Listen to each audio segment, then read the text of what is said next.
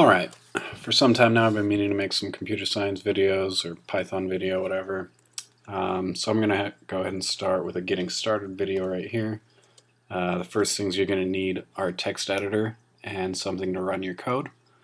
So I'm just going to go ahead and use Nano in the terminal here. I'm going to assume that you're on a Mac and you're using the same. If you're using anything different, like a Text Wrangler or Xcode or whatever, you'll have to make the appropriate changes to follow along.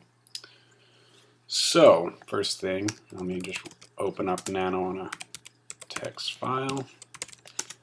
You can type in whatever, Control O to save, Control X to get out of there, and then if you hit LS, you can see that, boom, that file is now, what do I even call it, text. It's right there. So we have a new file. So we can write stuff now.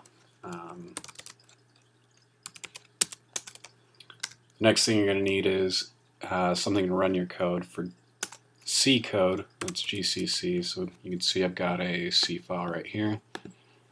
So I can see open file, and then boom, that's compiled. And if I look at my directory listing again, it just compiled it to this a.out executable file. You can see it's executable because the X is. For C++, do G++, we'll compile it. So I've got a CPP file here. Boom, G++ turned that into our new a.out. You can see it's different here. For Python, you don't compile anything, you just run it. So I've got an openfile.py right here. So to run that, I would just do Python open file. And of course, for those three, you're going to need to give it an argument to actually open a file. So if I try and run the a.out, it's going to do the same thing. Tell me usage. You're going to need to type in that and a file name. So now, if you can do that, if you can compile a simple script like this hello.c, go ahead and open, whoops. So in C files, you got little comments. Anything after a double slash is just going to be ignored. For include statements, you have a pound, and then whatever you're including. This is your main function. You're going to tell it it's returning an integer, and then you're going to call the printf, which is in your standard I/O.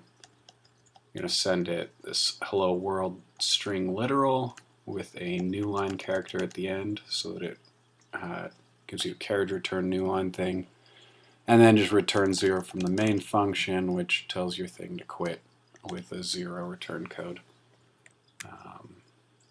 Go ahead and run this real quick just to show you.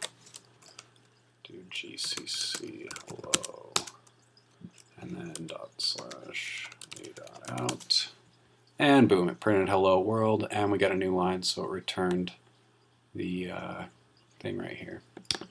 So, basically, if you can do all of that, then you should be able to get started with these videos. If you can create a text file and then compile it and run it.